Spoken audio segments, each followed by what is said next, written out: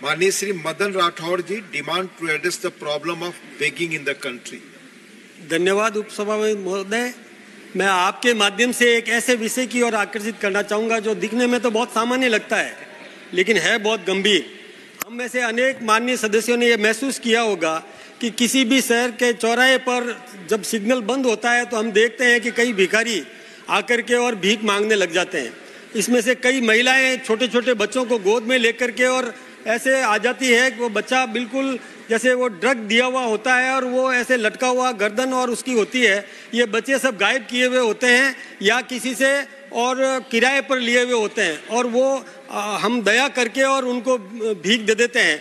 आप एक कल्पना करें कि देश में कई बच्चे गायब हो रहे हैं जो अभी तक पकड़े नहीं गए हैं। ऐसे गिरोह पनप गए हैं और गिरोह का सरगना कहीं और बैठा होता है और ऐसे भिखारियों से भिक्षा मंगवाता है।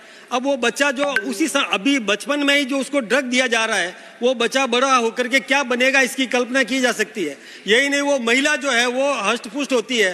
तो ऐसे महिलाओं को वैसे मैं ये निवेदन करना चाहूँगा कि एक छानबीन करनी चाहिए कि उसके गिरोह का जो सरगना है वो उन महिलाओं को भी यदि पर्याप्त पैसा नहीं, जितनी वो चाहते हैं उतना पैसा भीख मांग करके यदि जमा नहीं करवाते हैं तो उसकी पिटाई होती है, उसको खाना भी कम देते हैं और ये लगातार ये प्रक्रिया चलती जाती है। कई महिलाओं का भी अपहरण करके इस प्रकार का कृत्य करवाया जाता है।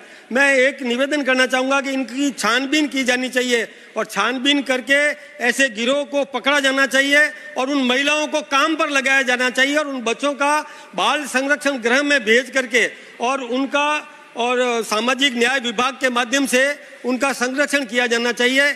और अपन ये भी महसूस करते हैं कि कई विदेशी मेहमान भी आते हैं और वो सब ये दृश्य देखते हैं तो हमारे देश की छवि भी खराब होती है। इसके लिए मैं आपके माध्यम से निवेदन करना चाहूँगा कि सरकार इस प्रक्रिया को और रोकने के लिए पर्याप्त कदम उठाए। बहुत बहुत धन्यवाद। धन्यवाद माननीय राठौड़ जी।